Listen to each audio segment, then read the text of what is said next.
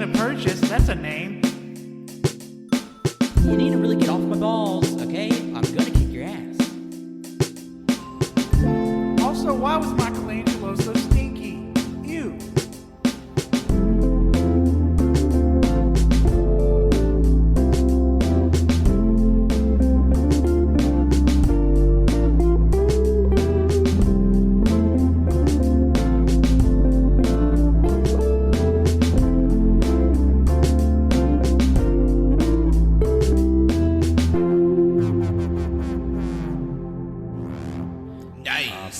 Hello and welcome to the final event of the month of October, episode 325. Wahahaha, 1/4 away. Ooh. That's another 25 episodes from 300, okay? We got 3 more quarters, and then we turn into the big bird that eats the world.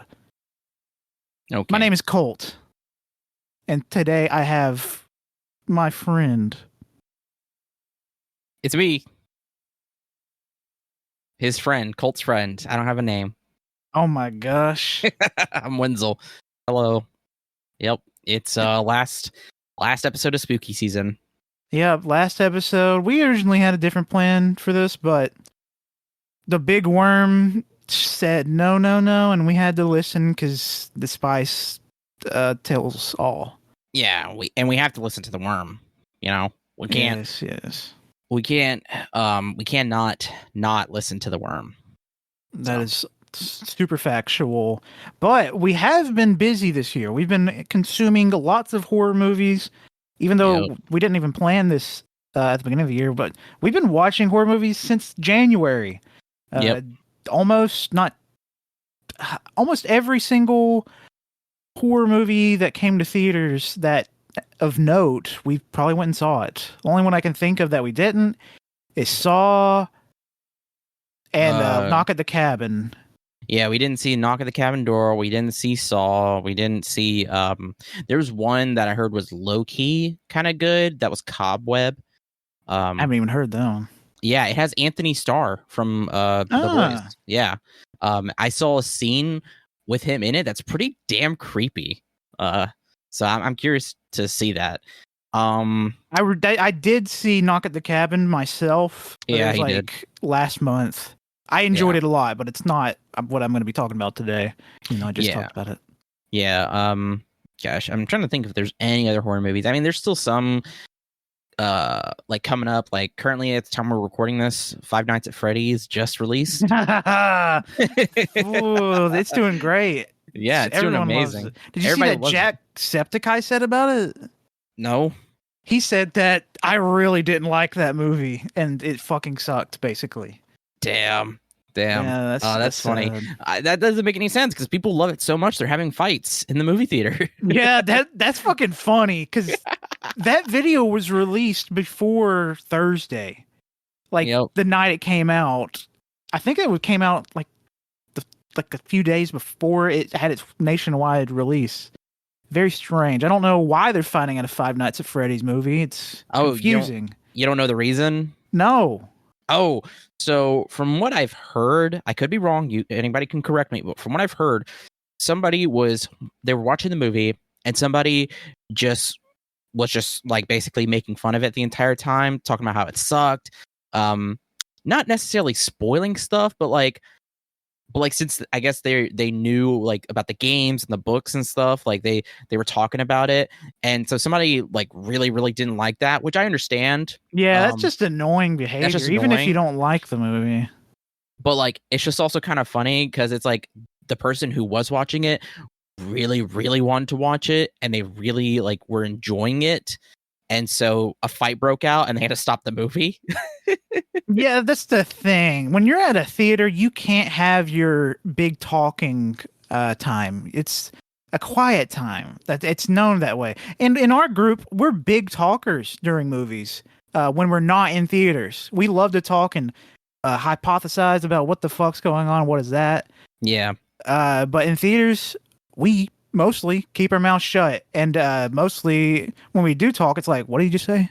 Yeah, it's mostly just a whisper of it's very brief, very quick, nothing too crazy, just a quick not glance over, like I duck towards whoever I'm sitting next to and be like what happened, or this happened, or did you fucking see that, like that. Yeah, like a lot of the talking between us at theaters would be minimized if they had subtitles, and they don't. That is true. It would probably be minimized. But it's just, and I would say that kind of talking too is like, should be like, it's fairly normal because I mean, I think that's like, basic like things for people to do while watching a movie, not having blown out conversations or having dialogue while you're watching a fucking movie. That's not normal. That's inconsiderate and annoying. Yup. Just asshole-ish behavior. So yeah, it's just kind of funny that these two fuckers are fighting over Five Nights at Freddy's, basically. That is pretty epic. Now that I think about it, I can't wait for the future of like YouTube horror games just being made into movies. Now, all the kids getting into fucking brawls over it. Now, what I will say is crazy is that the animatronics that they that were made for the movies are really good. Yeah, they look like the fucking in-game ones, which legit work was put into that, and it's just like, wow, I gotta respect that, honestly, and also too gotta respect that this will probably be like, well, maybe it all really depends, but the potential it has to be a big series is like huge, just because of how huge the fan base has grown over the past decade. Yeah, and I've been seeing the people that like it are actually like younger people. So this is like a horror movie made for kids, essentially. Well, you say that, but I recently talked to somebody who had seen it. They didn't like it, of course, but they knew so much goddamn Five Nights at Freddy's lore. Like, how old were they? They're older than me. Oh yeah, like it's not made for them then. Yeah, but that's the thing though, is they knew so much lore because they had also grown up with Five Nights at Freddy's, and which is really weird to think since I'm younger than them. But yeah, and so they knew so much, and they were bringing up stuff that I had completely like blocked out of my brain. And the only reason why I remember some stuff is because I'd watched famous YouTubers play through the games, and they're talking about the lore and stuff. And there is, wow, we can't say it's probably for more of a younger generation. There's some of the stuff that it deals with that is in the original games is pretty fucking dark, obviously. Oh yeah, but kids eat that shit up. They love horror YouTube nowadays, even though I couldn't handle it when I was their age. I love horror. I would recommend that for kids, in my opinion. It's too late. iPad kids have unsupervised internet access for so fucking long now, since year zero. Doesn't matter. Year zero. Yeah, I think Jesus was an iPad kid, right? Oh yeah, he was indeed, and he was watching some pretty fucked up, like, crazy videos. Yeah, which is why he started teaching about the Bible and stuff. didn't really teach the Bible. That's not how that works. But we're not here to talk about that. We're not a Five Nights at Freddy's podcast. My bad. We're not a Five Nights at Freddy's Christian podcast. Oh yes. We're not here to talk about the lore of that or the lore of the Bible. We are here to talk about the movies, we're going to talk about our top 5 favorite 2023 horror movies. And then all movies that released internationally or US released this year. Yeah, because technically there's one movie on my list, I don't know if it's on Wenzel's, that released last year, but it didn't come out for us until this year. It wasn't widespread. That's the thing. Yeah. So how I consider movies, and I don't force this on anybody, but I kind of tell people, like, or the rest of our friend group, I'm like, this is how I consider movies, like, for this year, including like for our rankings and stuff like that, is like, if it doesn't have a widespread release the year it came out, and we're not able to literally see it until the next year, then I consider that a 2023 film, or that next year, that following year, the film for that year. And that because it can either go to streaming, or it can come to the US, or it can get a wider release. So that's how I do that. And I think that usually goes how it goes for the award seasons as well. Yeah, I think so. Yeah, because there's a time frame for example, the Game Awards, where they stop accepting games around like November something, and they let those like games that come out after November something roll over into the next year. Yeah, so it's not unique. It's just what I do, and yeah. So yeah, that's how we're gonna do it. Then we're gonna have a few things talk about. They could be movies that aren't from this year that we watched, new to us, or video games or books or what have you. And then also too, I have Pat was originally going to be on this episode. He couldn't make it, so I had him. Sorry, I burped. I forced him to send me 4 movies that he had watched this year, horror movies that he watched that he loved, and to tell us like why he liked them. So I'll mention those briefly. Or did you want me to mention them right now? I didn't ask that before this. You can start introducing them like in between ours, starting at 4 since he gave us 4. Yeah, okay, that makes sense.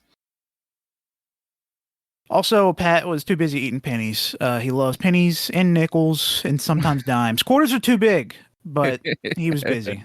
Yeah. No, it was so funny because I told Pat to make sure that you write 1 or 2 sentences about why you like this movie or whatever, and then but then I was like, if you can't come up with anything, or don't have the time, then we'll just make stuff up. I was really hoping he wouldn't send me anything because I wanted to make up stuff about why he liked these movies, but he ended up sending stuff. So good boy, I think Pat. it'd be funny, even if he didn't send a list. He's like, sorry, I didn't have time to do it. We just made up a list for him and included movies that aren't even horror related. That'd be a good bit. Yeah, I mean, he sent the list first. He just didn't send the reasons or the sentences why until like I had said, like, did you write anything down? And it's like, yeah. Then he said that after. So, but yeah, who wants to go first? I can go first, sir. Okay. Now, this movie came out all the way at the beginning of the year, and at the end of January, I think it was January 27th or something like that. But that movie is Infinity Pool, directed by Brandon Cronenberg. Wow. Okay. I left that movie theater thinking I had a lot of fun. It was wild and fucking gory and just crazy all around. The concepts in that movie, I really enjoyed. I know there's a lot of people that didn't really care for this, but personally, just that giant blood room. Should we say we're doing spoilers or not? I don't know. I completely forgot about that. I mean, let's just do spoilers. It's fine. All right, we're doing some spoilers. So if you don't want to be spoiled, oopsie. Oopsie daisies. Go ahead and leave right now. Yeah, but Infinity Pool is just so good. Skarsgård, Mia Goth. Ooh, they're so good. Mia Goth especially. She's just Jamesy. She is evil. Jamesy. As she pops off a few rounds into a bus. Just fucking insane. But the room of blood that they use to clone people looks fucking disgusting, and I love it so much. It's just so fucking good. And it's the scenes of the people actually getting killed. It's definitely Cronenberg's son. I'll say that. Yeah, Cronenberg. So for anybody who wants to know the synopsis of this, because I remember when we saw it, I remember leaning over to Colt and being like, this is a fucking sci-fi movie? Yeah, I didn't know that either. I had no idea. Like, I probably have seen the trailer for it quite a few times. Did not get that cloning was going to be a part of this. Yeah, so, I thought it was going to be like a whodunnit or something. Kind of, yeah, like a murder thing. But so this is the synopsis. This is off Letterboxd. While staying at an isolated island resort, James and Em are enjoying a perfect vacation of pristine beaches, exceptional staff, and soaking up the sun. But guided by the seductive and mysterious Gabby, they venture outside the resort grounds and find themselves in a culture filled with violence, hedonism, and untold horror. And that untold horror and hedonism and violence, like, I mean, it's literally just, they literally, since they're in this country, they can, if you're rich, you can basically do whatever the fuck you want. Which part of that is literally killing people.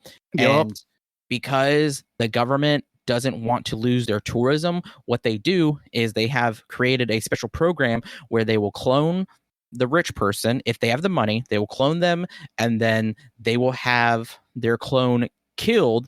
If they killed a person with a family or somebody or something like that, they will have the family come in, a member, do execute the clone, and they get to watch as basically oh gosh, what's the word? Recompense, yeah, as base, or like basically as like to get revenge, you know. Yeah, they have to like watch as their clone gets murdered. But the thing is, these rich people, they have come to find it like a fetish thing, and they love it. They love watching their clones get murdered. So they kill and do all these crimes to all these locals because they're rich and they can just afford another clone. So why the fuck not? And it's crazy. It's a crazy movie. Like, it's not on my list, which I had completely forgotten about it. But now that I think about it more, what was your rating for it, Colt? 4 stars. I really enjoyed it. I had a lot of horror movies at 4 stars, but choosing which one I wanted on this list was not easy. Okay. Yeah, because I gave it 4 stars as well, but the more I think about it, I'm like, man, it's a batshit crazy movie, and it deals with a really cool concept that I think was done fairly well because, like you said, they're fetishizing themselves, watching themselves die, but at the same time, it lets them kind of do as they please. Like, it's very fascinating. And it leaves you thinking, like, was that the clone or was it the original with Skarsgård? Because there's a lot of, like, not necessarily confusing, but, like, wild scenes where it's, like, perspective of the clone and actual Skarsgård in the bleachers watching as the little kid stabs his clone. Yeah, there was a scene in there where they had killed the father of a family, and so they had a small child, the son, come up and gut Skarsgård's clone. But like every time this happens, you're kind of given like a weird, like Colt said, like a weird perspective where it's like which one's the clone and which one's Skarsgård? Like, and then later, the cloning kind of goes outside of this judicial system where like they can just literally these rich people just do what they want, and they bring that cloning outside this room, and it's just crazy. It's crazy. Like there's even like besides that too, there's just a crazy, very surreal, lucid scene of like sex. Oh yeah, lots of sex, and there's a scene where they kidnap a dude and they piss on him and beat the fuck out of him. Oh no, they kidnap Skarsgård's clone? I was about to say that's Skarsgård clone. Yeah, they kidnap Skarsgård's clone before. No, they break into the cloning center and clone him, and then they beat the fuck out of him. They start pissing on him, and he's like, "All right, come on, kill yourself, kill yourself."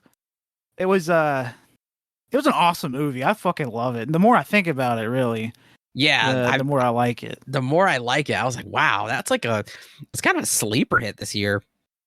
It really was, and a lot of people didn't care for it. I know, and I don't get it. It was just too wild for me to not hate it, you know? Yeah. Or to hate it. Sorry, too wild to hate it. Yeah.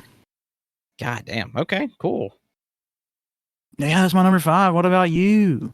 Okay, so my number 5 is, oh god, this is tough, but I had to go with Evil Dead Rise. Okay. Yeah.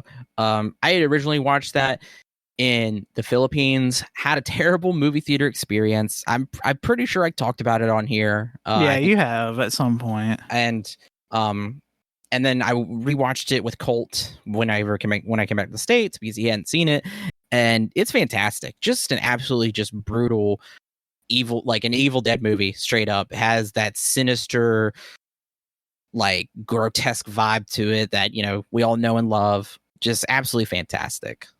Yes, this is also on my list. I will go ahead and tell you what number it is. This is my number 2 horror movie of the year. Wow. Okay. I fucking loved Evil Dead Rise. Absolutely fantastic movie. Lee Cronin, the director, he's not done many great things, but Evil Dead Rise, he did some real good shit here. From the fucking actors to the actual blood and gore in this, it was fucking cringy as hell in a good way. Because you're seeing them like stab their fucking it's fucked up in a good way. It is fuck. You know, I did not know what he had done previously. Wow. Crazy. Has not done anything major. Yeah, this was a big thing for him. This is definitely a big thing for him, which now he has gained recognition for short films. But wow, okay. Yeah, no. So anyway, so Evil Dead Rise, 3 siblings find an ancient vinyl that gives birth to bloodthirsty demons that run amok in a Los Angeles apartment building and thrust them into a primal battle for survival as they face the most nightmarish version of family imaginable. Really, just really cool, like imagery and scary sounds, really scary sounds. I will say that. And the mom is like hot and scary at the same time. You're like, oh, I don't. All right. I like this. All right, Colt, let's calm down. Okay, buddy. I want a girl that coughs up black liquid and says, "I'll fucking kill you. You're suck cocks in hell." I want that. That's not from this movie, Colt. Something like that. No, it's she not. She said something about like. She said something like really fucked up. She did a lot of fucked up stuff, but Sucking Cocks in Hell one is from the first one.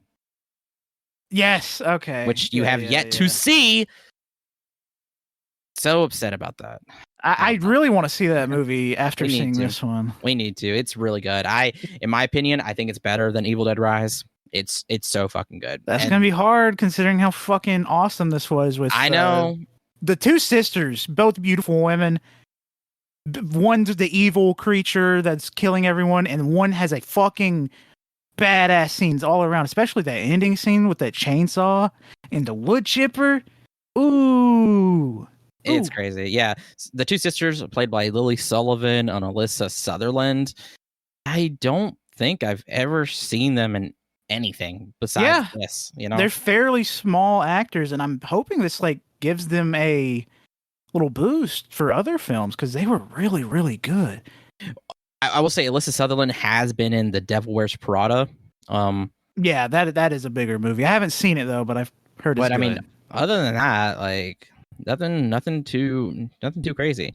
I'm trying to remember his name, but there's someone in Evil Dead Rise that is also in the One Piece live action. They play Kobe. Very good. Is it the older brother? Morgan Davies? Yes, that's Kobe right there. Yeah, it says that he's in One Piece. Okay, cool. Yeah, crazy. Just a crazy movie. Oh gosh, I'm trying to think. The dialogue whenever the mother gets possessed is crazy, or her lines, especially when she talks about like when she says like your mother's with the maggots now. Yeah. Like, dude. And all that fucking wall climbing, and when she jumps into the corner of the bathroom roof area, it screams. So fucking good. It's so good. Trying to think. I mean, also too, the beginning opening scene. Oh yeah, that takes place in the future, where it's those 3 people at the lake, cabin at the lake, and oh my god, and she starts reciting Wuthering Heights. Oh my god, so scary or so creepy. Like it was scary. It was scary. And then she scalps that girl. Jesus. Yeah, I need this to be another like series. I fucking love Evil Dead so much, and this was so fucking good that it's now my favorite Evil Dead movie of all time. I just need a sequel with this specific Evil Dead entity because it was genuinely spooky and fucking awesome. Yeah, I'm curious about the lore of Evil Dead now after this, because it's like it mentions there's 3 Necronomicons, and I'm like, well, shit. Like, so there's one in the first one, then there's this one. So where's the third one? You know, like, oh, dude, it's so good. Yeah, that's my fifth. That's my fifth movie. What was your rating? I gave it 4.5. Fucking loved it. Okay. I wrote it down. 4 out of 5. I give it 4 out of 5. It's very good, which was a huge step up from what I originally rated it. All right. Now we're gonna go into number 4s. I'll go ahead and give Pat's, since, oh my god, Twitter. Okay, so no, I don't think there's really any order, so that's fine. Number 4 for Pat was 1982's The Thing. Okay.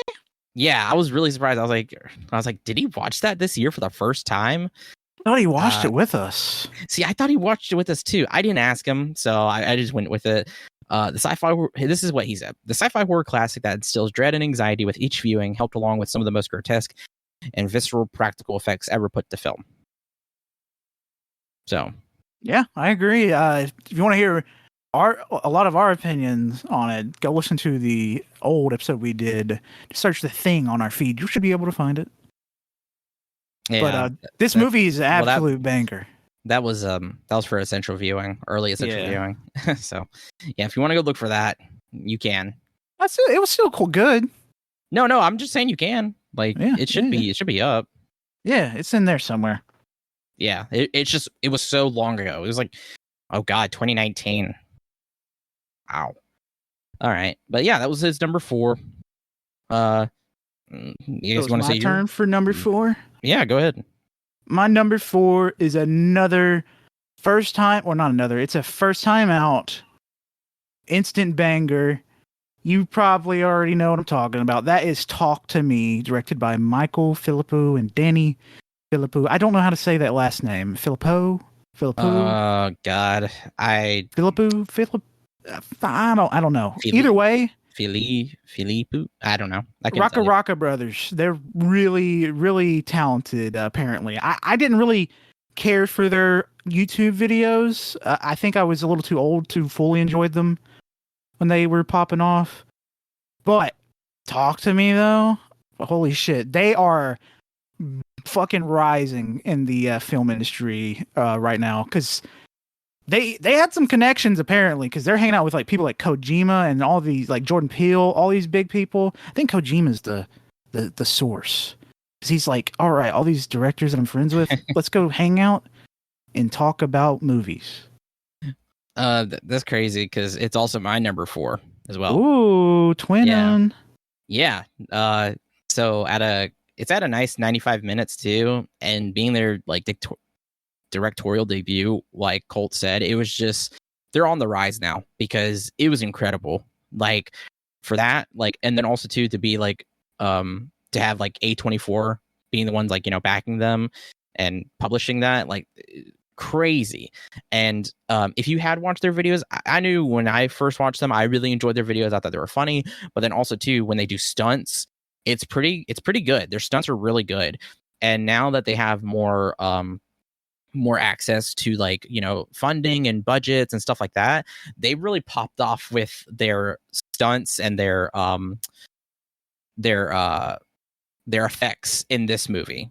Oh yeah, because there is some gnarly shit in here. Also, the writing for this movie was a lot of fun, because it felt like another horror movie. Like, we were talking about how Five Nights at Freddy was made for the younger kids. This feels like it was made for our generation, specifically our brand of Gen Z, with the humor and whatnot that was going on with it. Yeah, I definitely felt that. So I'll go ahead and tell the synopsis. When a group of friends discover how to conjure spirits using an embalmed hand, they become hooked on the new thrill until one of them goes too far and unleashes terrifying supernatural forces. So what was crazy about this is that basically this hand, whenever they would use it, it was like it was more than it seemed like a party gag at first, but then it started to turn into a drug basically. For Yeah, them. it was a fucking like, dude, let me get a hit. Let me get a hit of the fucking supernatural. And every time Basically. like the first time they use it, like the person's freaking out and screaming because they see a dead fucking person in front of them, all gory and like bloated from like whenever they died. Yeah. And they're like, whoa, there's totally a demon in front of me. All right, you can come inside. And like, I let you in or something like that. and And then like they get possessed and then they're just like, oh, where am I? So like they're screaming out like, what the fuck? And everyone in the party is like, whoa, that's so fucking cool. Let's go. Yeah. But like the entire time the spirit is freaking the fuck out. And you can't go over a certain amount of time or you will get fucked up. Yeah, if you go over a certain amount of time, they'll stay. They won't want to leave. So it's like this whole ritual of like letting them in and then saying goodbye. And like some of the spirits are like kind of funny. Some of them are like horrified that they're back in the living world. And some of them are very, very sinister. Oh yeah, there's a fucking most wild toe sucking scene I've ever seen in a movie. It's really fucking funny. It was so funny.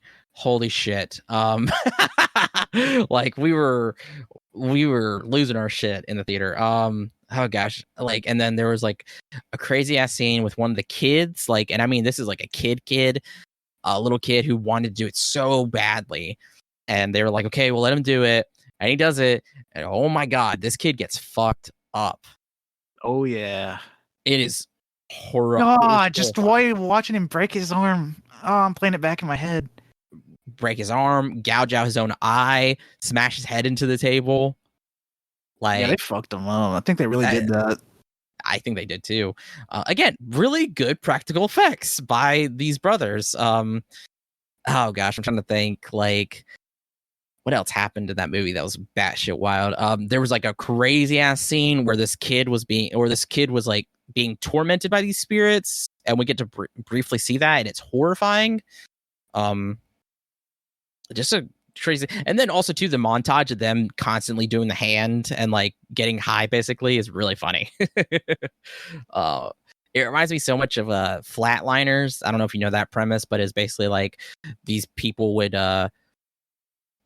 kill themselves basically, but then have somebody revive them, and when they do, they gain like not abilities, but like they gain certain things, like they get smarter or they can do this and that, and it's like also like a drug kind of. Oh, I want to see this. This is the first time I'm ever hearing of this. Yeah. Yeah, I heard it was terrible. Well, it's 3.1 on Letterboxd, which is not bad. I heard it was terrible. Kiefer Sutherland, Kevin Bacon, Julia Roberts. What the heck? No, I wasn't talking about that one. I didn't know there was an original one. What were you talking about? I was talking about the one from 2017. Oh, no. I guess that was a remake. I'm thinking with Elliot Page. Wow. No. I'm thinking of I guess the original directed by Joel Schumacher. Wow. I guess that is a remake. I did not know that. Okay. Well, that's in my watch list. Okay. I kind of want to see that. I don't want to see the 2017 one. At least, man. Okay, sorry. That I'm just astounded by that. Did not know that. Okay. But yeah, talk to me. I loved it. Yeah, I fucking love it. These two brothers did a fantastic job. Very excited to see what they come with. There's going to be a talk to me too. Yep, talk to me too. I wonder what that they're going to use. I wonder if they're still going to use the hand or what. I don't know. Maybe the other hand because it's one of the others. Maybe a foot. They're like suck his foot to find the other person. Just a reference to the first movie. Hold his foot. Jesus Christ. Yeah, and with that ending too, it was pretty crazy.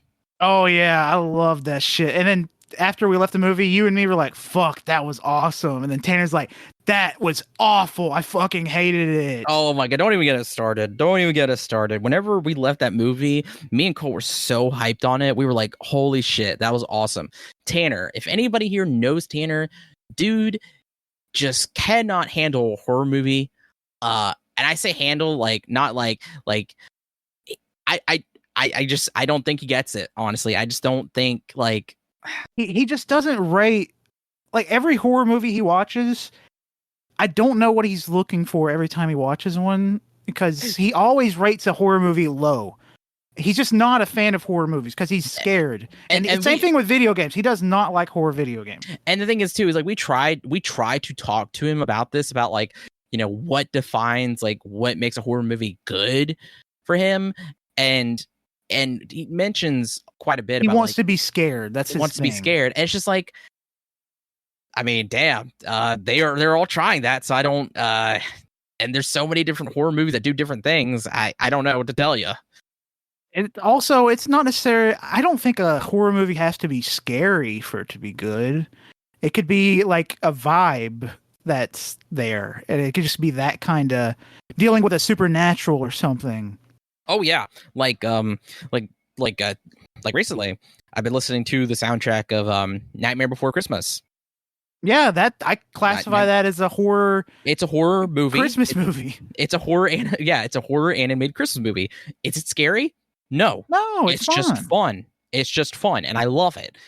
So, you know, horror as a genre has so many like facets to it that it doesn't just mean it has to be scary. You know? Yeah. Like you said. Yeah. Good take, Colt. Good take on that. I rated this movie 4.5 stars. Same, 4.5. It's just Loved incredible. Incredible. So that was your 4 as right, well? So I just go to my 3? I was gonna. Or do you want to go to your 3? I was gonna go to Pat's first. Oh yeah. All right, Pat's number 3 was Nope. 2022 Nope. Yep. Movie that he says blends horror and science fiction with humor, huge scale, striking images, and unique creature design. I'll say design because if anyone knows that, there's one creature, you know, the main creature throughout the movie. It does change its form, but for the most part, it's one creature. And its design is incredible. Yeah, if you've listened to our Nope episode, our Nope Minions doubles feature episode, that's wild. That's still fucking funny. You know that we fucking love Nope. Nope was one of my favorite movies from last year. Yep. It's just that fucking good. It's my favorite Jordan Peele movie. It's a banger of a movie all around there. Everyone, performance-wise, was fantastic. Even the dude on the motorcycle. I don't want to spoil Nope because it's just that good. So watch Nope. Enough. Watch Nope. Yep. Now is it my 3? Yeah, you can go. Okay. My 3 is a movie that Wenzel and I both loved. And it's the one that came out last year at a festival. And then they released it in January on Shudder or whatever. That is Skinamarink, directed by Kyle Edward Ball. This movie is vibes and fucking horrifying vibes at that. This is actually a scary movie. There's not much dialogue in this movie. The only dialogue in this movie is from the house and the little babies that are going through hell, basically. Jesus Christ. So this is on my list, of course. You made a reference to this as well. Yes, it is my number 1. Yes. Yeah, it was my number 1, so I've already spoiled that. No, it's okay. So I guess to go into the synopsis of this, 2 children wake up in the middle of the night to find their fathers missing and all the windows and doors in their home have vanished. Which is a crazy ass thing, like a concept. And then to do it the way they did it, it was so unsettling. It's 100 minutes long, but like it's like 100 minutes of just watching it's so quiet, but there's so much crazy shit happening, and the way it's shot, it's like an 80s like camera visually with filters and stuff, but you just like see a dark hallway, and the film grain that's used makes it like play tricks on you. I highly recommend watching this movie in a dark room on a massive screen, because that's what we did at Tanner's house when he was gone. That shit was fucking horrifying. Just watching the like shapes being made out like faces. I don't know if that was intentional or if it was just my mind playing tricks on me. I think that's the point of the movie, or like the intention is for your eyes to find the things to be scared of in this movie. But there are things to actually be scared of, especially the very ending thing. I can't remember exactly what it says, but that ending fucking spooked the shit out of me. Oh my gosh. Hold on a second. What does it say? Because it's so good. Gina Marink ending quote. Because it pops a little face that's floating. It's barely there. And I think the only way you could see it is if you're watching this movie in a pitch black room with only the TV light on. It just says, I think it says go to sleep. Go to sleep in this house. In this house. Go to sleep in this house. And then Kevin asks, "What's your name? What's your name?" And then that's how it ends. Oh, it's so fucking it's so good because like it's such a because it's a visage. It's just a face like that's almost featureless. There's features forming on it, but it's almost featureless, and it's this distorted every time. I guess the entity, the house entity, Skinamarink, whatever you want to call it, every time it talks, it's this distorted, just gargled voice, and it's so bone chilling because it very rarely ever interacts, but when it does, it like the shit that it does and the shit that it says is just so creepy. Like, oh yeah, there was a scene where the kids are in the living room where it's considered a safety because the light from the TV makes everything safe. Yep. And like there's a scene where the kids are playing with like their toys, Legos, or Build-A-Blocks or whatever, and like suddenly they're on the wall or are they on the roof? Like everything like falls upwards or sideways. I can't remember. Yeah. So yeah. Fucking crazy. And then there's a scene where the kid goes in the kitchen.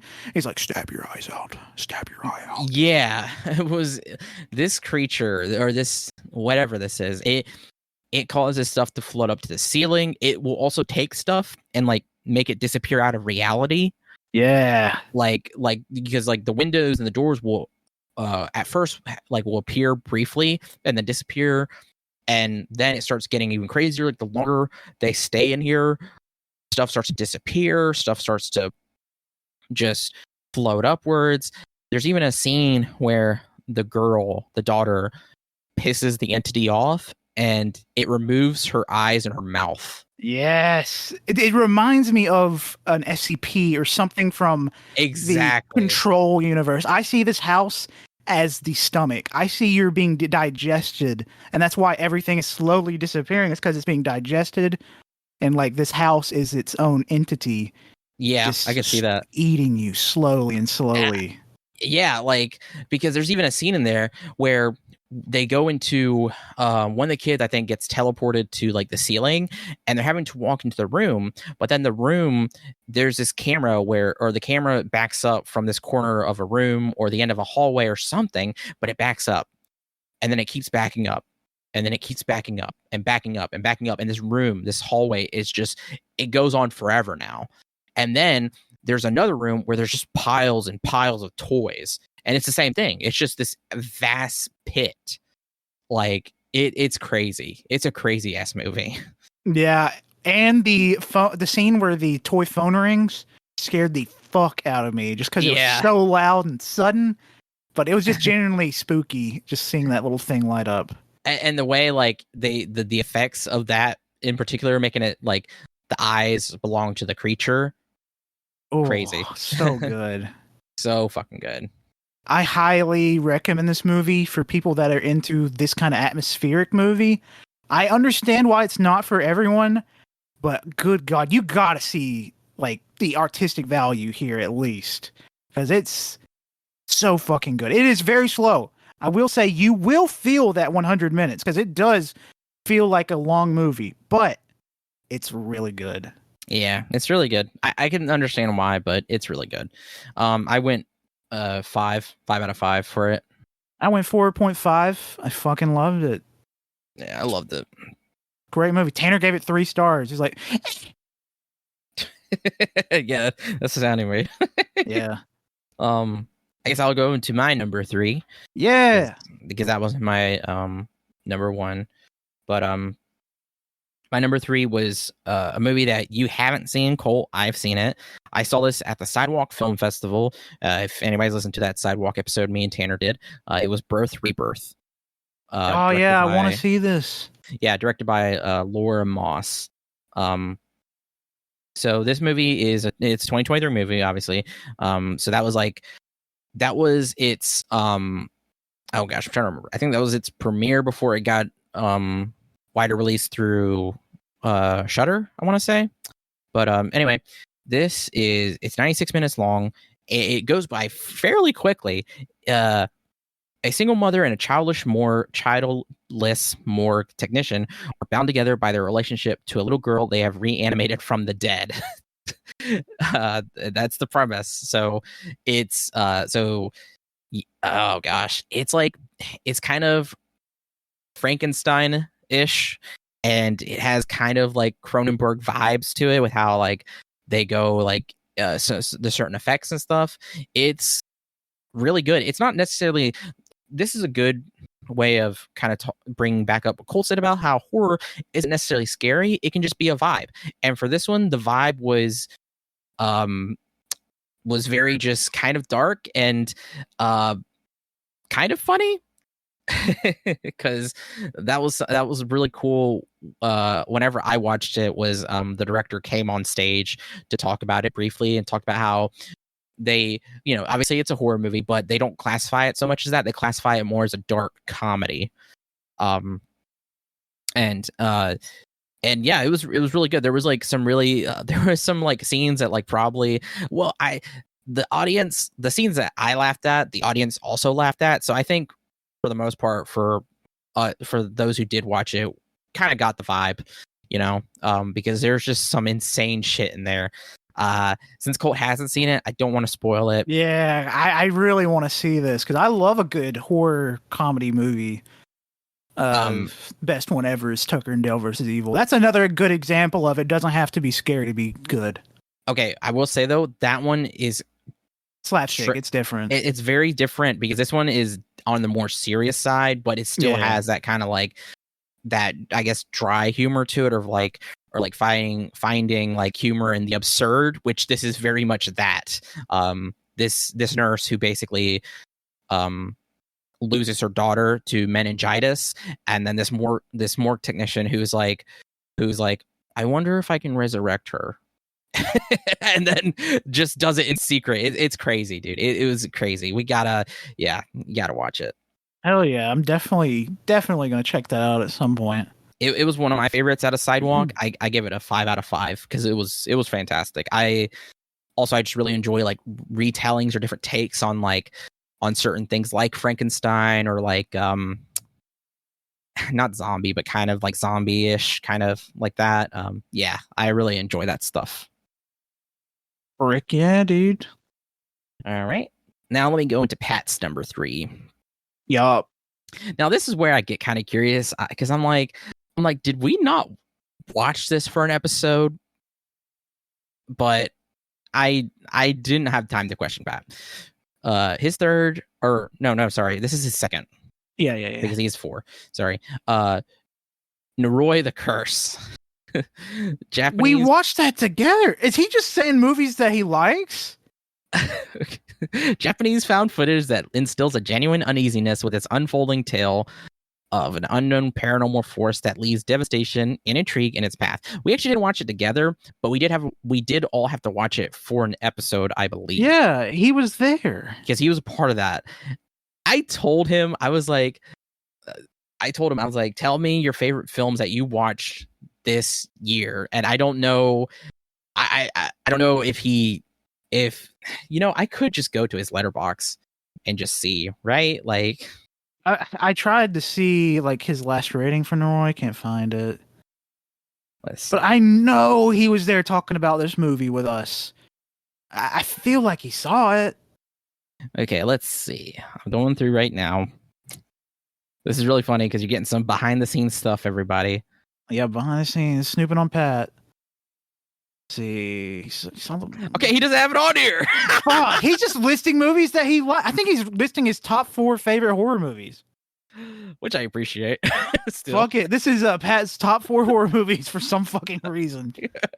No, it's just so funny because I told Pat like 3 times. I was like, tell me, or twice. I was like, tell me your favorite, 2023, or no, your favorite movies you watched this year. I don't know. Maybe he hasn't logged them. It could be that. It could be that he hasn't logged them. So, we don't know. Because I do know that he never saw Nope last year. So, and I don't see Nope on here. So he doesn't have it logged. It could be that. But I just think it would be really funny if he was just telling us his favorite horror movies. Which honestly, he did see Nope last year. It's on his diary. He saw it July 26th. Are you fucking? I think Pat just sent you his favorite horror movies. I genuinely think that. That's funny. Okay. Yeah, Noroi the Curse though. If you want, go listen to our found footage horror movie episode. I think that's what that one is. It's really good. I recommend Noroi. Noroi is one of the best found footage horror movies. So, amen. And it's got a little fucked up face in it. Yeah, it does. It does. Damn. We already. I think I gave that like 4 stars, something like that. Great movie. Noroi. Oh gosh. I didn't consider that one. I think I'd probably get 5 stars because I loved it so much. No, I gave it 4 as well. You could convince me though to give it 5 because it's so good. Yeah. All right. I already said my 2, and that was Evil Dead Rise. So yeah, I can go to my 2. Who it up? My number 2 is a movie we had watched very, very recently. That was a huge surprise. You guessed it. Beau is Afraid. You just said my number 1. Damn. Hell yeah, dude. So this came out this year. It came out around April. So I was gone. It was when you were gone. Fucking 2 of these movies came out when you were in the Philippines. Yeah, so I was gone, so we couldn't see it. It had come to theaters the week you left. The week I left, which was crazy, but we did end up watching it together, and directed by AYCH Xtra, of course. And it's 179 minutes. It's right there at 2 hours and 59 minutes, but we're just gonna say it's 3 fucking hours because it's 3 fucking hours. Yeah, I remember when Wenzel came over. It was that day we were gonna go watch Killers of the Flower Moon. And I was like, you want to watch Beau's Afraid? It's a horror movie, and we could use it for this upcoming episode. It's like, sure, yeah. It's something we both been meaning to watch. I didn't realize it was 3 hours long. It's like, Jesus fuck. I knew it was 3 hours long because I remember I'd kept up with it so much. I was like, man, whenever we can get the time to watch it, it's going to be crazy. And whenever Colt suggested it for this, I was like, you know what? Yeah, let's go for it. 2 3-hour movies in one day. Hell yeah. It didn't feel like it personally. This felt like a not short, but it felt like a not as long super anxiety trip. Yeah, that's true. I think while I did feel anxiety, I think I was laughing more just because, again, absurdity. Fucking funny as fuck. It's so crazy. So, I guess the brief synopsis: a paranoid man embarks on an epic odyssey to get home to his mother. That is selling. That's not even half of it, honestly. And it is horror. It is horror in a way. It's like psychological horror. Yeah, and it's different. It's funny horror. This is another example. I don't think Tanner would like this movie because it's not scary or some shit like that. He doesn't like fucking Hereditary. Either way, I gave this movie 5 stars. I gave Midsommar 5 stars. I gave Hereditary 5 stars. I gave all of Ari Aster's 3 films 5 stars as well.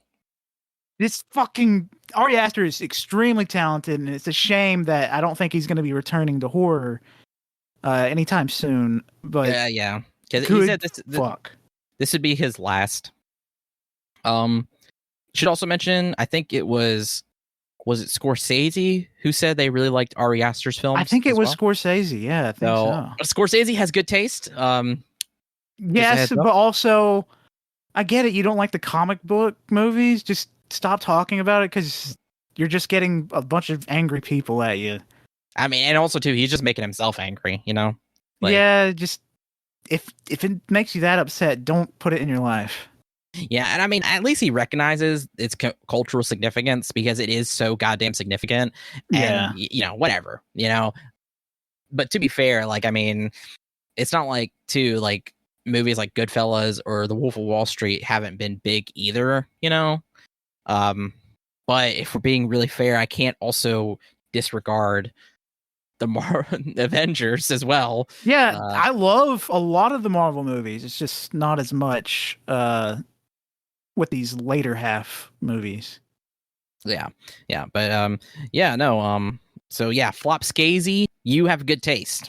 Yeah, Flop Skazy totally didn't give Killer of the Flower Moon 4.5 stars and didn't love it. Fuck. Yeah, didn't have a great time. God, what do I even say about Beau is Afraid? This shit is bonkers and hilarious. Imagine, we're gonna spoil this movie. There's a scene. Everything about this beginning of this movie is so fucking hilarious. It, like, you see Joaquin Phoenix walking home, and as he's about to enter his apartment, there's a man with tattoos running at him full speed. So he's running full speed to make it to his apartment, barely makes it in. He's like, oh, I made it home. And once he's in his apartment, there's some dude like angrily coming into his room, not coming into his room, but he's like sliding a note under his door saying like, can you turn down the fucking music? And he does it like multiple times throughout the night. And he's like, I'm not playing any music. And he eventually tries to go to the dude's room and he can't. It's just like super anxiety things, like worst case scenario that your mind will give you with intrusive thoughts happen in this movie. This whole scene or this whole city sequence is insane because it's like it's like all the anxieties packed into this place. There is like people screaming, gunshots everywhere. There's a surgeon covered in blood. There's people recording and they're hoping a guy jumps off a building. They're like, we're trying to get him to jump. Like, Jesus. And there's a scene where once he's in his apartment, he turns on his TV and he's like, oh, see what's going on. It's like the stabbing murder man has killed another person. The stabby naked birthday. I think it's, I don't know if they say the birthday stabby boy. Naked birthday suit killer took another life, and it shows an old man butt naked with a knife going, I'll fucking stab you. This guy is important. He comes up later. He does. That's not a bit. This movie is so fucking hilarious. There's a lot of setup. I just want to say the scene where he's like needs to take the certain medicine with water. He's like, fuck, I don't have any water. The running water's not working. It's like, God, I have to go outside. And he sees like a bottle of waters at the shop across the street.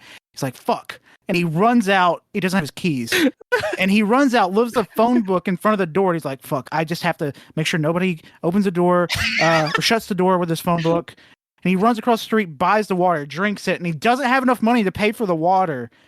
And he just throws a bunch of coins on the counter as he sees a horde. Every single person in this street. They walk into that apartment building. He's like, oh, God, please just take my money. He's like, dude, I'm going to call the police. I'm going to call the police. I'm calling the police right now. He's like, please just take this money. And as he runs across the street to stop him, the last person on the street like walks in, picks up the phone book and shuts it. And they eventually all head up to his apartment, doing drugs, putting like metal inside the microwave, rubbing shit on the walls, fucking every bad thing you can think of is happening in his apartment. Except for one guy who's washing his dishes. That was pretty funny. He's just one guy washing his dishes. Unless that's one of his anxieties is people washing his dishes for some reason. Yeah, other people cleaning it. Yeah, I can see that. Now, the tattoo guy was in there, and his bit was that every time he got something warm or hot, he would say, ow, it's hot, and then drop it. Too fucking hot! Yeah, it was so funny. The stat scene though, where he runs across the street to get a bottle of water, is so fun. Like everything, the lead up of him trying to figure out if he absolutely needs to take water, him looking up what happens if you don't take water, and then the first result is a guy who dies from not drinking water with the medicine. It's so. And then as he runs across the street, there's a guy's like, "Help me! Help me! Help me! Help me!" And this guy comes back later because once he goes back into his apartment, everybody's left. And he goes like, fuck, I'm just going to cool down, get in the bath.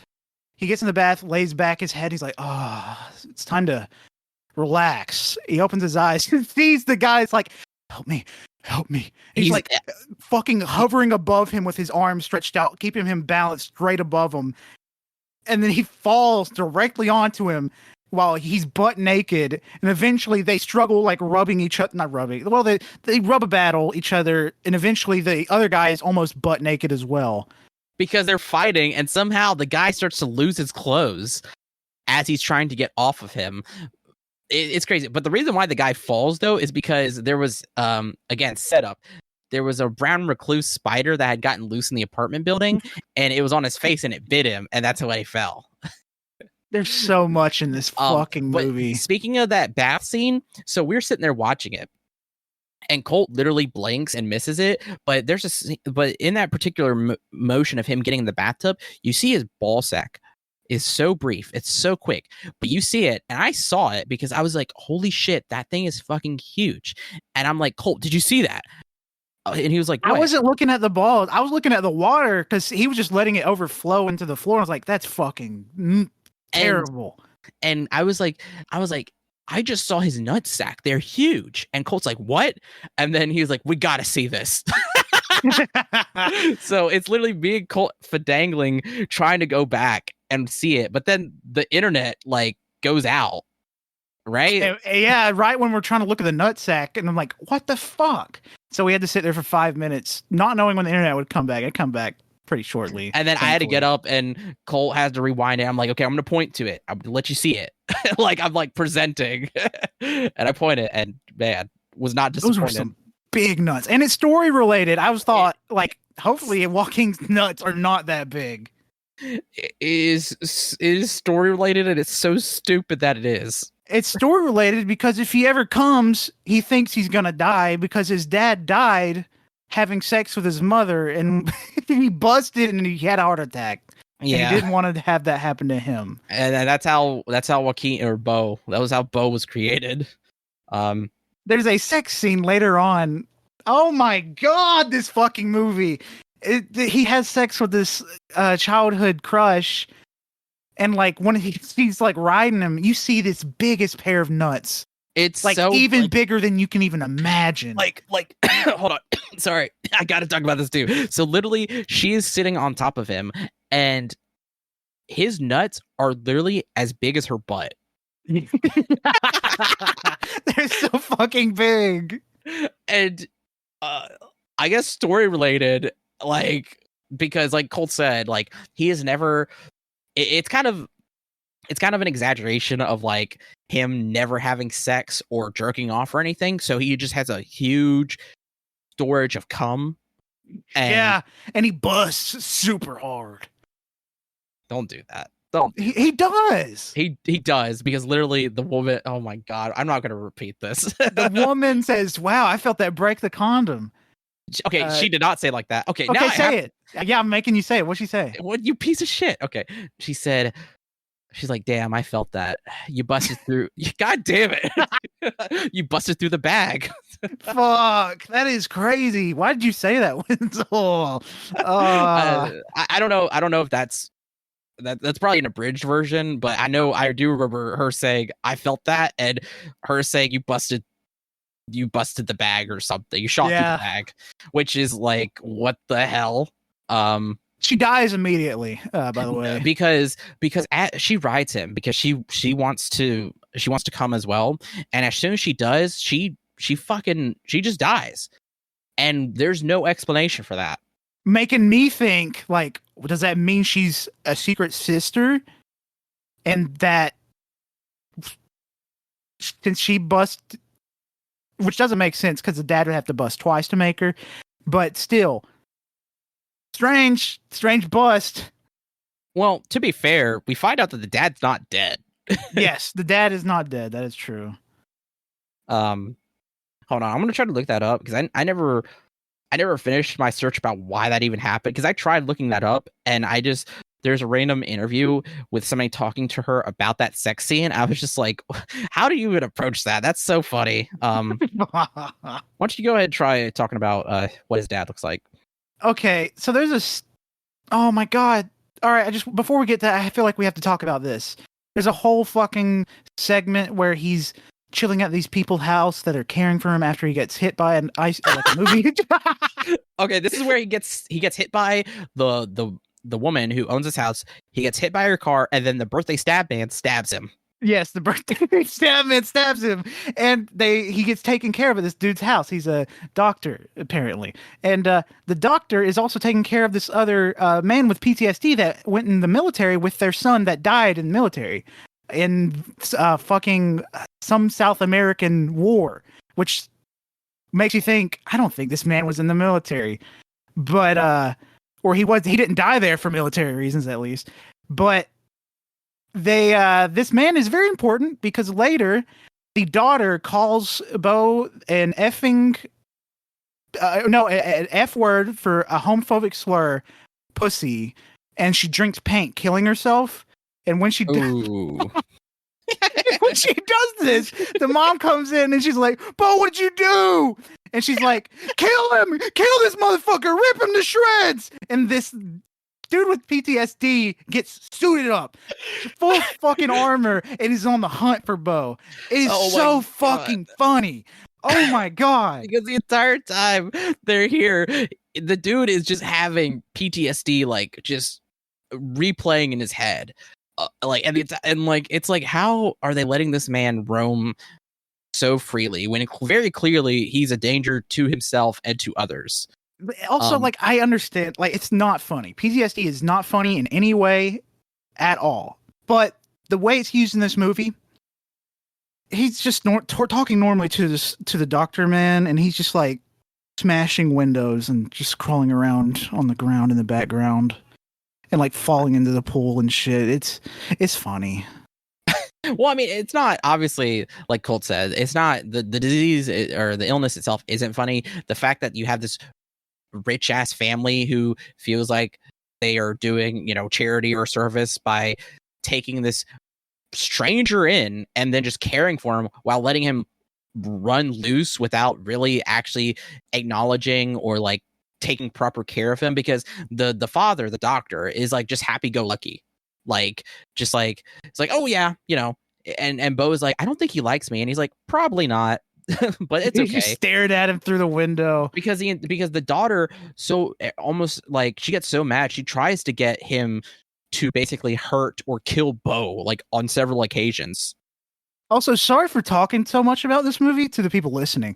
I just love this movie. It's my favorite movie of the year. Dude, this movie is insane. God. And like the daughter takes her friend, and they're like, all right, I'm going to drive you home, Bo. My fucking dad told me to. And she's like, all right, get in the car. And she's like, smoke this, or I'm going to say you tried to rape me or molest me, something like that. And he's like, what? Okay, I guess. He does smoke it. And it becomes one of the most nightmarish sequences. This little daughter is a demon. Okay, she's a demon.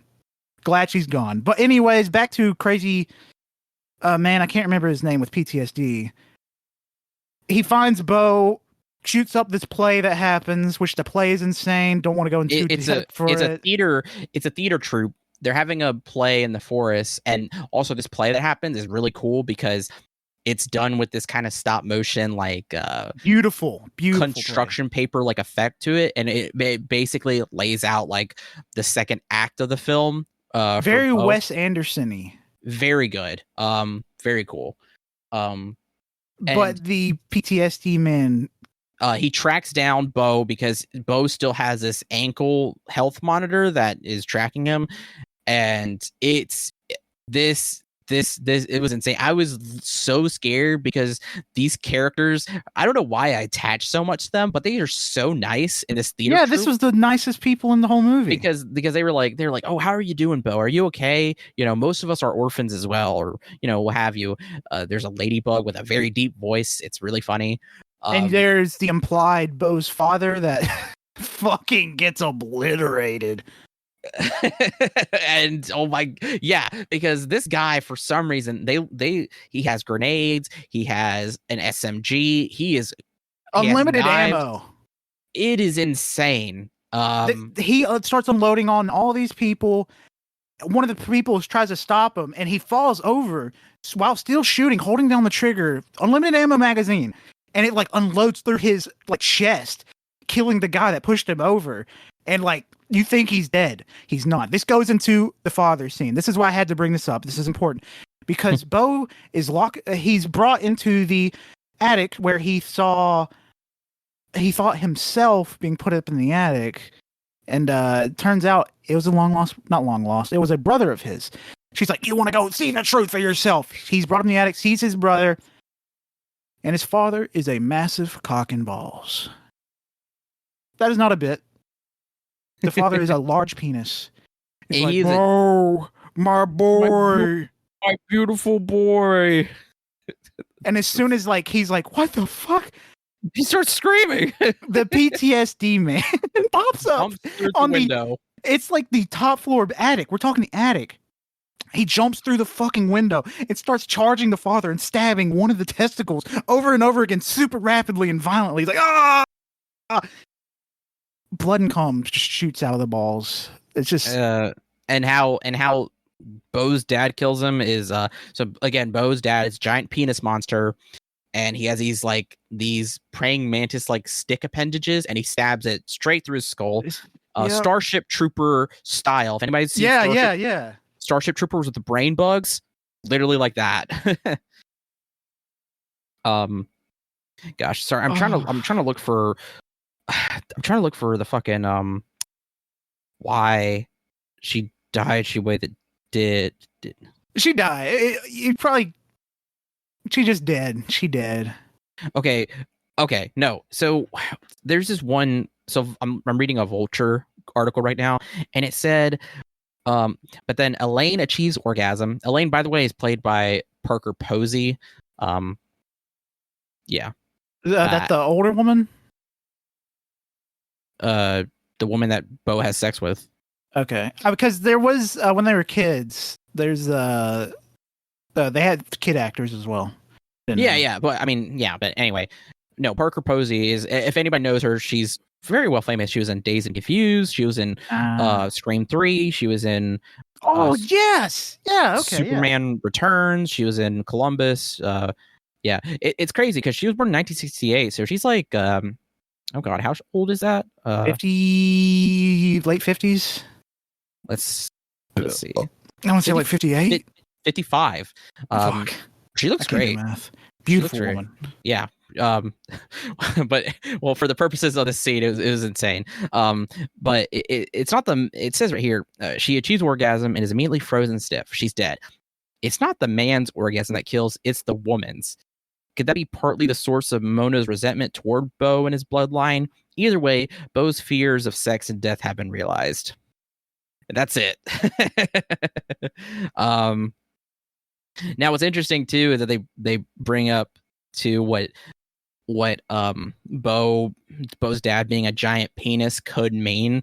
And honestly, it's kind of like what anybody could go with, but this film is so ambiguous that you can attach so many different meanings or like symbolism, whatever you want. And I think that's great. I think that's what makes it a great movie. But the one here in particular, you can even watch. I just want to say you can easily go into this movie and not put any meaning on anything. Have an absolute blast. Just have a blast. It's so fucking good and funny. It's so funny. And like, if you go into this, like, because when this movie came out, it was so polarizing for people. Because I remember hearing so much, not from the people I knew. Everybody who I knew who had watched it loved it, but like outside of that, like people hated it. You know, like certain critics and just. Yeah, it was very weird because I'm like, people don't know how to have fun. If you don't know, yeah, exactly. I was like, if you go into this movie and you don't know how to have fun, then you're not going to enjoy it because holy shit. But what I was going to say about the dad though is basically like, since his father's been absent his entire life, it's basically saying his dad's a big giant dick. Yeah. Okay. Yeah, it's fun. I was like, that is, yeah, like that's pretty good. But there's a lot you could do with that though. Like, I mean, really, because I just read through this article bit about that, and it was pretty fascinating. Oh gosh. And then the ending scene where he rides a boat into the middle of this stadium like thing where he's put on trial by his mother, and what is her accusation? She's like he's not a good son. He's not a good son. He's selfish. He unloving, just a terrible person all around, because it's not just that he doesn't love his mother.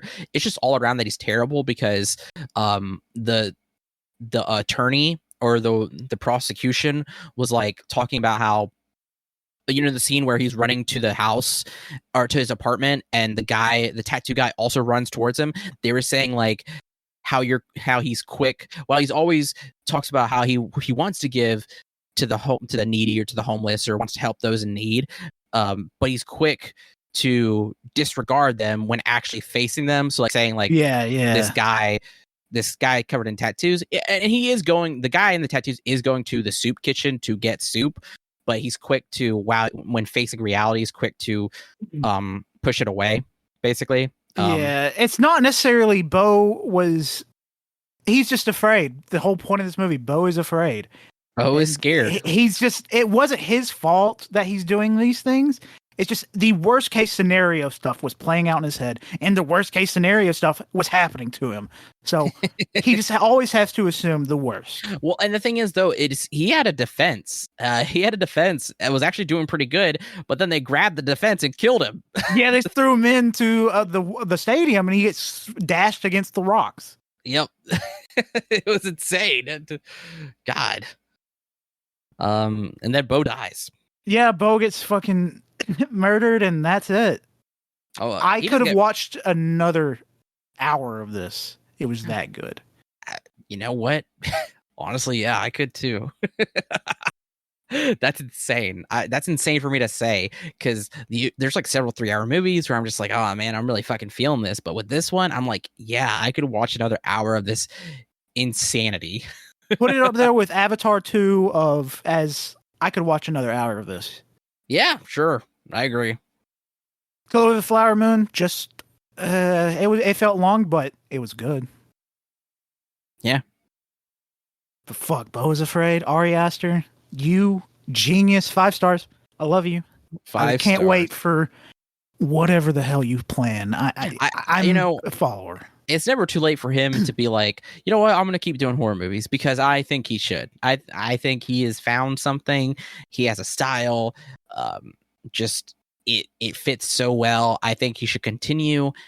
Oh man, I want to see a comedy movie from him, to be honest, like a full-on comedy. Yeah, I was gonna say, because Bo's Afraid is technically considered a comedy, like straight up like comedy, but I definitely would see it more in the horror realm because of just the absolute terror that is happening. The everyday terror. Oh my god. Because Midsommar and Hereditary, they are horror, but they're also pretty funny. They're pretty funny at times. Especially Midsommar. I think Midsommar more just because Hereditary had more horror, like pure horror. You know, if people who have seen it know. Yeah. Gosh, there's a lot he could do, honestly. Oster, whatever you put out, I will watch it. Yeah, I'm a fan for life at this point. I'm in. Yep. 5 stars, by the way, for me as well. Yeah, that's our list, I think. Oh, let's see. Nope. So what's Pat? One more from Pat is 1996's Scream. A great time capsule of the 90s that not only reworked a classic subgenre of horror with meta-awareness, but reinvigorated it as well, kicking off a flood of movies in its wake. Yeah, he totally just sent a list of some of his favorite horror movies. And that's not fine. From this year. That's funny, though. It's so a very funny. Pat thing to do. Yeah, that's it's funny. I appreciate it, though. Good list, obviously. Yeah. Scream, great movie. Fantastic movie. I loved it. Scream 6. That's not on my list, but I fucking loved it. I gave it 4 stars. Great movie. Yeah. But yeah, we got honorable mentions as well. I'm going to go ahead and give you some special guests on my list. That is Overwatch 2's competitive. That shit is horrifying. It's scary. It's painful. It's like the worst experience ever. You think giving birth is hard? Play Overwatch 2 comp. Okay. I agree. And another honorable mention, Skibbity Toilet. It's horrifying. Skibbity Toilet is genius. What? What? What? Did you just make something up? You not know about Skibbity Toilet? No. Oh my fucking god. You have nephews. How the fuck do you not know about Skibbity Toilet? Okay, you're making that up. No, I am not. If Skibbity Toilet is one of the biggest YouTube things that is happening right now. I'm actually kind of like not late to the party because I knew about it months ago, but you're late to the party. I'm telling you to you right now. It's huge. It's apparent. It's essentially a toilet with a Gary's Mod default like character model with a head in it, and the head pops out of the toilet and it's like skibbity bop bop. Yes, it uses that song with the happy man dancing. He's jiggling in his belly. Oh. It's a remix of that song. And I've seen that before. Yeah, and the head just dances around. It turns out it's got an in-depth story. Apparently, it's not for me because I'm not a little kid, but like the toilets are fighting the skibbity toilets are fighting the camera head people. Oh, wow. I know exactly what you're talking about. I didn't know that. I thought that was a one-off stupid bit. No, there's like 80 parts. It's still ongoing. You know the name. I can't believe you know the name of it. Because I'm on the internet constantly. And plus, I keep up with like Gary's Mod YouTubers and shit. And they bring you keep up with world events. Yeah, this is very important. I love to keep up with Skibbity Toilet. No, I haven't watched anything other than episode 1 of it. It's mind-numbing stuff, but I understand it's for kids. I used to watch terrible Source Filmmaker stuff, like the classic My Eyes Mass Effect edit or whatever, like Pootis. I get it. Kids like that stuff. It's fun for them. Yeah, of course. But really, though, number 3 of my honorable mentions of horror-related things. All my things are video games. It's Dead Space's remake. This game is banging. Dead Space remake is one of the best games of the year, which is a great year already. But holy fuck, Dead Space remake is fantastic. It makes me want Dead Space 2 remake really, really bad. You have anything to say? Sorry, I thought my computer just died. I was so scared. I haven't played it, so I can't really say much. I love Dead Space though. But I can go to my number 3. Do it. My number 3 is it's not a movie from this year. It's a movie I have watched. Me and Colt watched together. Memoir of a Murderer. Oh, great movie. It was really good. I should have this pulled up. Give me a second. Jesus Christ. Trying to type it in. Okay. Sorry. Directed by Wan Shin-yun, I believe. From 2017, a former serial killer with Alzheimer's fights to protect his daughter from her mysterious boyfriend, who may be a serial killer too. It was fantastic. A psychological thriller of this killer who is suffering so much and trying so hard. It was a wild ride. It's a long one too, isn't it?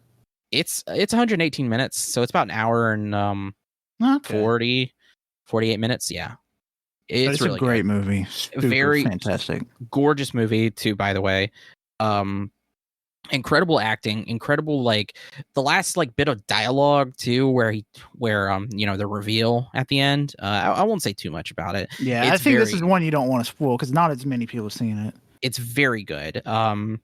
Gosh, I also did a little digital painting on it. You can go on my art Instagram or my Twitter to see it. I loved it. Like whenever I was thinking about what to talk about in this episode, I went back and looked at this and I was like, man, it's such a good goddamn movie and like so many good scenes. So, and when I was especially thinking that too, whenever I was doing a little painting of it on my iPad, it's just solid movie. Yeah, I suggested this. It was a day we were watching a bunch of movies. I suggested to watch this because I saw a clip on TikTok of the main guy ramming the back of this other guy's car, And it's like an accident, and he sees blood in the back of his car, and he's like, "I know what you are." Yeah. And that like got me. I was like, "Fuck, I have to watch this as soon as possible." And I was like, "Fuck it, Wenzel, you want to watch this?" Yep. And I was all for it because I'm always down to watch an interesting premise like this. So, yeah. Oh yeah, you ready for my two? Yeah. Go ahead. My number two is another great remake and my favorite Resident Evil game now. And I love Resident Evil. Like Resident Evil 8 was my favorite before this one. And it's Resident Evil 4. This game is fantastically remade. One of the best games of the year. I'm going to say that for all my games here. Absolutely fantastic shooter. It keeps the action in and it keeps the horror in as well. I think the Resident Evil remakes are some of the best remakes that any dev has ever done. And people need to take notes, in my opinion. I think this is really good. And I just recently played Separate Ways. That shit sets up Resident Evil 5 really well. And I'm hoping they do a Resident Evil 5 remake. I think it'd be nice. I hope so too. If you haven't played it, go ahead and play it. It's really good. Took me overall, counting Separate Ways, 20 hours to beat the main game and Separate Ways. I would play it, but I'm currently trying to beat Miles Morales so I can play Spider-Man 2. So it's on the backlog. Yeah. But yeah, that's Backlog my number two. If you want to go listen to our Resident Evil 2 remake episode where we talk about that for Backlog Boys, it's on the main feed. Go listen to that. Yup. My number two is a burp. No, Ooh. sorry. My number two is something I think we already talked about, I think, for the Lads Essentials. But me, Colt, and Tanner have all seen it. It's Jennifer's Body. Oh, fantastic movie. Yeah, I'll briefly mention it again because I cannot remember for the life of me if we did talk about it there. I think we did. I feel like we did. It's from 2009, directed by Karen Kasama. Obviously, Megan Fox and Amanda Seyfried are in it. A newly possessed cheerleader turned into a killer who specializes in offing her male classmates. Can her best friend put an end to the horror? That's the synopsis on Letterboxd. Really, really good. Crazy, funny ass movie to watch. Definitely from its time of 2009. Just a fun movie all around, and it was such a huge surprise when we watched it. I gave it 4.5 out of 5. It was incredible movie. God, I hope I hope it gets Criterion because I would love to own that. Amen, brother. It's incredible. So we ready for my number one other horror related thing? Yeah, go ahead. This is it. This is my number one. It's funny because it just came out, and that's Alan Wake 2. I knew you were going to talk about it. I knew it. I fucking love Alan Wake 2. I beat Alan Wake 1 last October. I loved it. It was a really good remaster. I even beat all the DLC. And then later into this year, last month, I beat and platinumed Control. Because I was like, fuck, I'm going to get ready for Adam Wake 2. Adam? Who the fuck is Adam? Alan Wake 2. That's his son, Adam Wake. Yeah. But Control, fucking awesome. It sets up Alan Wake 2 beautifully. The end credit stuff. It's crazy how much Control stuff I've interacted with. I say it's FBC, the Federal Bureau of Control is in Alan Wake 2 as well. I haven't progressed enough in Saga Anderson's storyline to fully understand that, but I know that it makes more of a appearance in that. But I've played almost all of Alan's storyline up to the point of no return. Good God, this game is phenomenal. It's potentially, if Saga Anderson's story plays out as well as fucking Alan's, then it's gonna be one of the best horror games I've ever played. It'll probably be my favorite horror game.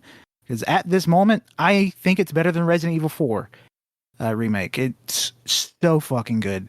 And there is one thing, if you want to see me getting scared like a little baby, I'll go on my Twitter profile at ColtD00, and you'll see in one of my media tab, I posted a clip of me getting scared by one of the first big jump scares in the entire game. and almost shitting myself because it was that scary. Yeah, I watched it and I got scared. It's terrifying. I understand. It's funny.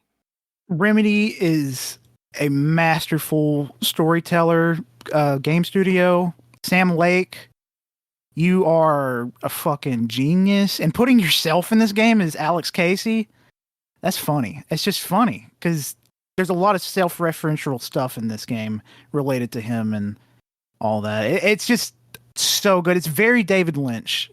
And anybody that's a fan of David Lynch, you have to do yourself a favor and get into the Alan Wake games because they're just that good and they're beautiful. Alan Wake 2 is fucking beautiful. Go play it, please. David Lynch SCP. Like, who would have thought? You know? Yeah. And like everything is so not eerie, it's Uncanny Valley. It's with the people, they're human, but they're acting strange. And that's on purpose. That's Remedy's thing. And there's a lot of people that don't realize that Remedy games, they're meant to be surreal and just like feel not real at the same time, like not real and real at the same time. The surreal, lucid kind of experiences. Yes, that's on purpose. It's supposed to be like that. And a lot of people go into this game not realizing what kind of studio Remedy is. And that's why I saw some reviews for this game. I just think people don't understand the style, or they just don't like the style, and they just give it a bad review because, like, functionally, this game feels great. Controls great. I haven't had any glitches. The only reason you should dislike it is the story and characters, I guess. And I just think people don't get it. But the majority of people do because it's sitting at like an 89 on OpenCritic. So. I was about to say it's doing really good, reception-wise overall, which good because it looks incredible. Been excited for it. Again, will not play it until I get through Spider-Man first. Oh, Jesus. Spider-Man 2, fantastic game, by the way. And then not only that, I have to go and play Control as well. Shit. It's worth it. Fucking Danger Games. I know. You ready for my number one? Yeah, speak it out. I say number one. None of these are really in particular order. It's just how I had them. Number one is something I had actually read earlier this year. I had read it on my flight back home to America. Is Uzumaki by Junji Ito. I actually haven't read it fully yet. It's really good. It's the collected, volume or the collected omnibus of the 3 volumes, 3 tomes, whatever you want to call them, or maybe it's a tome in itself. Anyway, so brief synopsis. Kurozucho, a small fog-bound town on the coast of Japan, is cursed. According to Shuichi Sato, the withdrawn boyfriend of teenager Kiri Gashima, their town is haunted not by a person or being, but a pattern, Uzumaki, the spiral, the hypnotic secret shape of the world. This bizarre masterpiece of horror manga... Oh, sorry. I'm just reading the thing. Sorry. I read it, and I had a blast. It is incredible. Junji Ito's art is always spectacular, always creepy, grotesque, just and the writing too, like, is just crazy. An absolute must-read cosmic horror book. Like, it's up there, obviously, with the likes of Lovecraft. Gosh, who else? Why can't I think of any other fucking horror or cosmic horror? It's up there though in like the Lovecraftian genre of cosmic horror. Just cosmic horror in general. Sorry. Very good, very cool. If anybody who has read it knows, there's that last like panel at the very end, or one of the last few panels at the very end. It's like a full page spread. The reveal. It's incredible. Just an incredible art piece, but also just an incredible reveal of like what is going on in this fucking town. It's insane. And everything leading up to it is very just like eerie, horror, like creepy, also kind of uncanny with how some of these characters like interact, or how they eventually, like, how things turn out. It's just incredible, very crazy. Some of the storylines in here too, for how they all lead into what's going to happen. It's insane. I need to get all of Junji Ito's work, but that one specifically, I need to get that physical just because it's so influential. Yeah, dude, it is. Yeah, oh my god, it's like I have a lot of his stuff collected. I just want to try to keep collecting his stuff because, like you said, just such a big author, and I love most of his stuff. And Uzumaki is one of them. It's a 5 out of 5 for me. It's incredible. I really recommend it. Say hell yeah! You have any other horror things, or is that all we want to talk about horror today?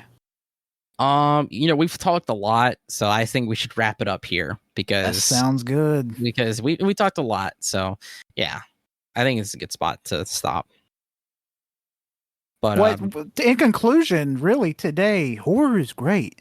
This year's been great for horror movies, horror video games, and just like horror in general is awesome. So do yourself a favor and get into some good horror.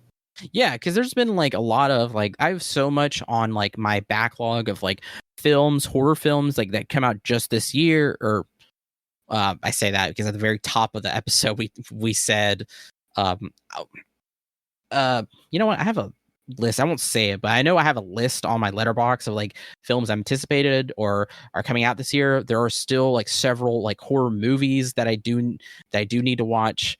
That came out last year, but they didn't have a wide release till this year. So there's a lot of those, a lot of horror video games, and a lot of horror books. If anybody who is on Bookstagram or is a booktuber or what have you, that there's so many horror books that have come out this year that are really good.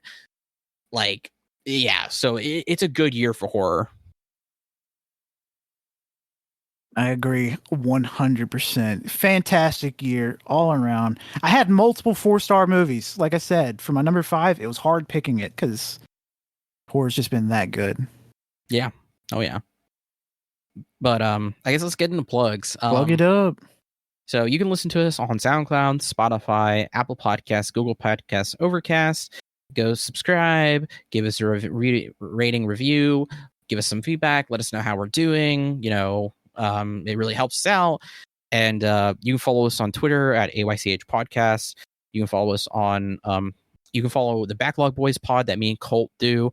And Tanner, the past episodes that he's been on, the most recent ones he hasn't been on. If you've been listening to us, you should know why. But anyway, so go follow us, Backlog Boys Pod on Twitter, Backlog Boys with a Z. Go follow the AYCH Xtra on Twitter as well. That's where a lot of our other shows, extra shows have been on there, but we don't do the feed for that anymore. So a lot of the stuff is being, we're trying to migrate and put over back on the main feed, which is the same thing with Backlog Boys. We got a lot of a few of our episodes back on the main feed, but we're trying to get everything back on over there. You can follow the AYCH podcast Blue Sky as well. I every time we've done episodes, I keep forgetting we have a Blue Sky now. I didn't know we had a Blue Sky. Yeah, yes, we did.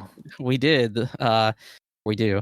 It's AYCH podcast .bluesky or sorry BSKY .social. You can follow us on Instagram, AYCH Podcast. You can follow us on Twitch, AllYouCanHear or twitch.tv/AllYouCanHear. You can follow us our YouTube, AllYouCanHear, where we have a lot of our VODs and stuff from when we streamed on Twitch up on there.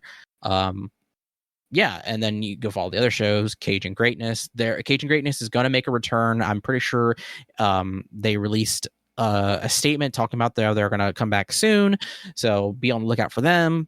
An instruction booklet, go listen to that series as well. Yeah, just go listen to the backlog of our episodes. There's a lot of great stuff. And I'm Wenzel. Thank you for listening. You can follow me on Twitter at WenzelBook. You can follow my art Instagram at World of Wenzy. You can follow my threads, World of Wenzy. You can follow my Blue Sky, World of Wenzy. You can follow my Bookstagram. You could just like Banter. Say all these things that have like the same World of Wenzy name. Just say follow me on these things at World of Wenzy. Make it shorter on yourself. I heard your little oh man before I even said it, you fucker. Wow, rude. Oh my god. No, you know what? No. You can do it. You can do it. Go ahead. I mean, you don't want to finish the rest of your plugs? No. Since you know how to do it better, go ahead and do it for me. Okay. I mean, for you? Go ahead and do my plugs for me. I mean, I don't know I don't know what you were gonna plug. You said something about. No. Since you know so much, go ahead and do my plugs for me. You can follow Wenzel on the way home on the L. You can follow him into his bedroom. You know what? You can follow Colt when he goes to the fucking toilet and go and stab him. Go and stab him. No. Yeah. You can follow my Bookstagram, Wenzel Banters. You can follow fuck, you completely messed me up, you fucker. You said all your World of Wenzel stuff. I know I did. I have other shit too, though. I have a link tree. I have a link tree. It's in my bios for everything. I have my links for everything in there. And my name is Alan Wake. You can follow me on Twitter at ColtD00. You can follow me on Blue Sky at ColtD99. And that's all I care about promoting, because I don't have much. Yeah, well, I have a lot, Colt, so I got to promote myself. Wow, influencer much? Wow. Whatever. Anyway, have a scary Halloween. Yeah, happy Halloween. Have some fun. Go eat some candy. You know what? If somebody says you're too old to trick or treat, say, I'm going to cry in front of you. I'm going to cry. You're probably right. You shouldn't be out going to houses asking for candy. No, I think that's stupid. I think you should be able to go to people's houses no matter what age and ask for food and any day. Okay. All right. Goodbye. Bye-bye.